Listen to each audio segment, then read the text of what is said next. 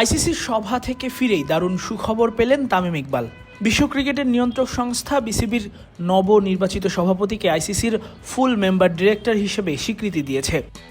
শুধু তাই নয়, আইসিসির বার্ষিক সভা শেষে দুটি নতুন কমিটি গঠন করা হয়, যেখানে তামিমকে ফ্র্যাঞ্চাইজি লিগ কমিটির চেয়ারম্যান হিসেবে নির্বাচিত করা হয়েছে। যেখানে তামিমের অধীনে রয়েছেন বিসিসিআই এর সদস্য সচিব দেবজিৎ সাইকিয়া, ইংল্যান্ড ও ওয়েলস ক্রিকেট বোর্ডের প্রধান নির্বাহী রিচার্ড গুল্ড, ক্রিকেট অস্ট্রেলিয়ার প্রধান নির্বাহী টড গ্রিনবার্গের মতো ক্রিকেট প্রশাসকরা। এটি প্রমাণ করে তামিম আইসিসির সভায় শুধু বিসিবির বৈধতাই নিশ্চিত করেননি, অর্জন করে নিয়েছেন যোগ্যতার ভিত্তিতে আইসিসির কমিটি প্রধানের পদ। আর তার অধীনে আছেন বিগ থ্রি ভারত, অস্ট্রেলিয়া, ইংল্যান্ডের মতো ক্রিকেট বোর্ডের গুরুত্বপূর্ণ ব্যক্তিরা। বুধবার প্রকাশিত আইসিসির একটি সংবাদ বিজ্ঞপ্তিতে ফ্র্যাঞ্চাইজি লিগস কমিটির অনুমোদন দেওয়া হয়।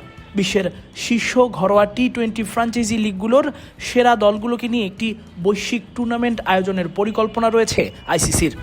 আন্তর্জাতিক ক্রিকেট সূচিতে উপযুক্ত সময় বের করা গেলে আগামী 2 বছরের মধ্যেই টুর্নামেন্টটি চালু হতে পারে।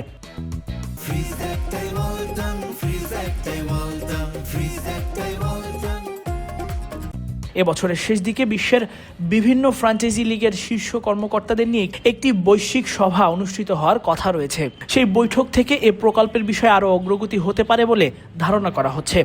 যেভাবে ফুটবলের বিশ্ব নিয়ন্ত্রক সংস্থা ফিফা ক্লাব বিশ্বকাপ আয়োজন করে, ঠিক তেমনি আইসিসিও এই টুর্নামেন্টকে ফ্র্যাঞ্চাইজি ক্রিকেটের ক্রমবর্ধমান বাজারে নিজেদের অংশীদারিত্ব ও বাণিজ্যিক সুযোগ বাড়ানোর একটি বড় সুযোগ হিসেবে দেখছে। এছাড়া ক্রমশ বাড়তে থাকা এসব লিগের কারণে আন্তর্জাতিক ক্রিকেট ক্ষতিগ্রস্ত হওয়ার ঝুঁকিও তৈরি হয়েছে, সেই সাথে প্রশ্নের মুখে ক্রিকেটারদের সুরক্ষাও। এসব সার্বিক বিষয় নিয়ে কাজ করবে আইসিসির ফ্র্যাঞ্চাইজি লিগস কমিটি, যেখানে তামিমকে চেয়ারম্যান করা হয়েছে।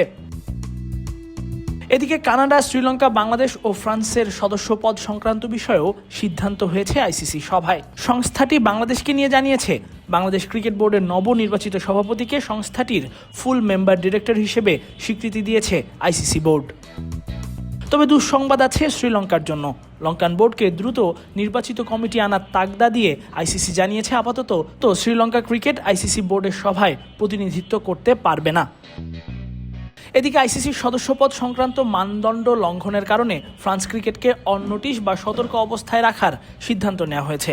আর কানাডার সদস্যপদ পুনর্বহালের জন্য বেঁধে দেওয়া হয়েছে শর্ত, যাদের স্থগিতাদেশ এখনও বহালই রয়েছে।